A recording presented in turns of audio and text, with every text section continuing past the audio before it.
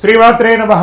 సద్గురు జ్యోతిషాలయం 2026 ఫిబ్రవరి నెల రాశి ఫలితాలని మనం ఈరోజు విశ్లేషించుకోబోతున్నాం. ద్వాదశ రాశులు అన్నింటికి కూడాను గోచార గ్రహస్థితులను దృష్టిలో పెట్టుకొని అన్ని వర్గాల వారిని దృష్టిలో పెట్టుకొని మనం చెప్పడం జరుగుతుంది. మీ యొక్క సంపూర్ణ జాతకం ఇప్పుడు చెప్తున్నటువంటి వీడియో ద్వారా ఒక 30% మాత్రమే కలుస్తుంది. మీ యొక్క వ్యక్తిగత జాతకం ద్వారానే సంపూర్ణ జాతకం అనేది బయటకు వస్తుంది. బాగా గుర్తుపెట్టుకోండి, జ్యోతిష్యం అనేది పడుతున్న వర్షానికి ఒక గొడుగు మాత్రమే, కానీ జ్యోతిష్యం జీవితం కాదు. మీరు మిమ్మల్ని నమ్మండి, మీ యొక్క కులదేవాన్ని నమ్మండి, ఇష్టదేవాన్ని నమ్మండి, కార్యాచరణతో ముందుకు వెళ్ళండి. జ్యోతిష్యం అనేది ఒక స్పీడ్ బ్రేకర్ లాగా మాత్రమే. మీరు పడుతున్నటువంటి చిన్న చిన్న ఇబ్బందులకి ఇది ఒక ఉపశమనం మాత్రమే. ఒక తప్పు నిర్ణయం ఆగిపోతుంది. ఈ వీడియో చూడడం వల్ల ఆఖరి వరకు చూడండి.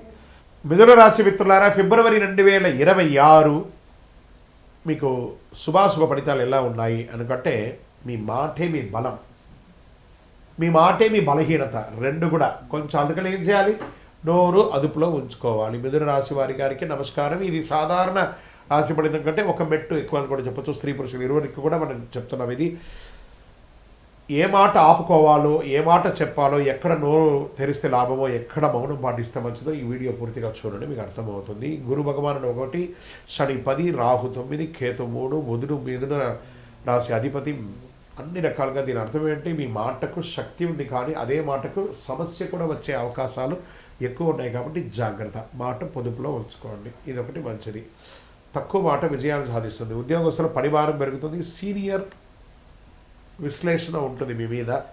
ఈ నెల వాదనలు వద్దు, చాలా గుర్తుపెట్టుకోండి.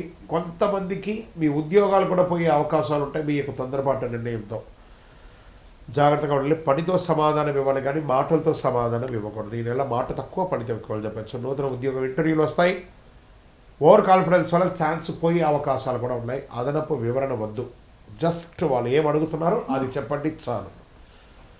ఇక ఇండస్ట్రీ సెక్టార్లో, సర్వీస్ సెక్టార్లో కమ్యూనికేషన్ చాలా ముఖ్యం అని కూడా చెప్పచ్చు. ఇండస్ట్రీస్లో డాక్యుమెంటేషన్ ముఖ్యం. మీ మిషనరీస్ అంతా కూడా రిపేర్ చేసుకోవడం లేదా సర్వీస్ చేసుకోవడం అంటే చేయండి. వ్యాపారంలో మాట ఒప్పందాలు ప్రమాదం. ఒకరికొకరు కలిసేటప్పుడు జాగ్రత్తగా, పార్ట్నర్షిప్ చేసేటప్పుడు జాగ్రత్తగా ఉండండి. రాత లేకుండా ఏ విధమైనటువంటి డీల్ చేయకండి. అన్నీ రాసి పెట్టుకోండి. ఈ నెల కాంట్రాక్ట్ నెల కాబట్టి ఆర్థికంగా పెట్టుబడులు, షేర్ మార్కెట్, న్యూస్ ఆధారిత ట్రేడింగ్ ప్రమాదం. ఏదో ఇన్స్టాలో చూసాము, ఫేస్బుక్లో చూసాము, పెట్టేసాము, నష్టపోయామంటే తప్పు.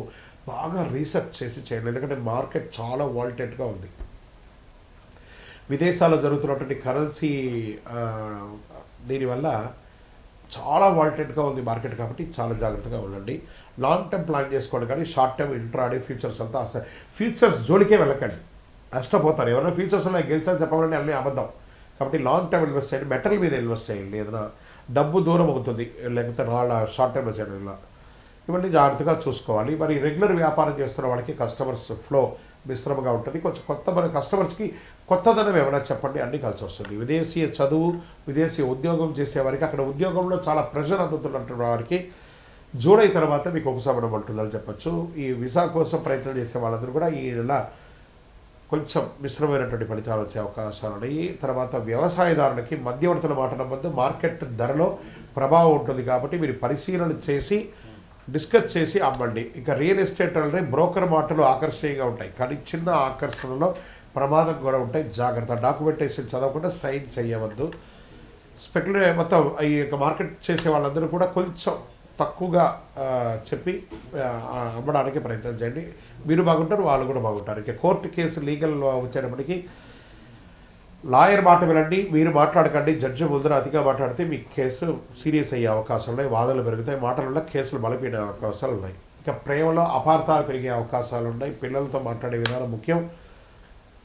బంధువులతో మాట్లాడేటప్పుడు మాటల మాటే ముందు అదుపులో ఉంచుకోవాలి. ఇక స్పోర్ట్స్ అండ్ హెల్త్ వచ్చేటప్పటికి టెన్షన్ ఉంటుంది, నిద్రనీతల ఉంటుంది, చేతులు భుజాల సమస్యలు వస్తూ ఉంటాయి. స్క్రీన్ టైం తగ్గించండి. నిశ్శబ్దం అవసరం బాగా. ఇప్పుడు ఎంతసేపు సోషల్ మీడియాలో స్క్రీన్ టైం అంటే ఏంటి? ఫేస్బుక్, ఇన్స్టాగ్రామ్, ఫోన్ పక్కన పడేయండి. స్పోర్ట్స్లో అథ్లెటిక్స్గా ఉండాలంటే కొంచెం పక్కన పడేయండి. ఇంకా అదృష్ట సూచనలు ఎలా ఉన్నాయంటే, ఇలా పచ్చ, లేత పసుపు చాలా కలిసి వస్తుంది. అదృష్టమైన రంగు. అదృష్ట సంఖ్య 5 అని కూడా చెప్పచ్చు. అదృష్ట రోజు బుధవారం. అదృష్ట సమయం ఉదయం 10 గంటల నుంచి 12 గంటల నిమిషంలో. మీ యొక్క ముఖ్యమైన నిర్ణయాలు, ఫైనాన్షియల్ డిస్కషన్స్ ఇవన్నీ కూడా చేసుకోవచ్చు. బుధవారం ఓం బుధాయ నమః అని 21 సార్లు చెప్పండి. శక్తివంతమైనటువంటి పరిహారంగా ఉంటుంది అది. అనవసరపు మాటలు తగ్గించండి, అబద్ధాలు చెప్పవద్దు.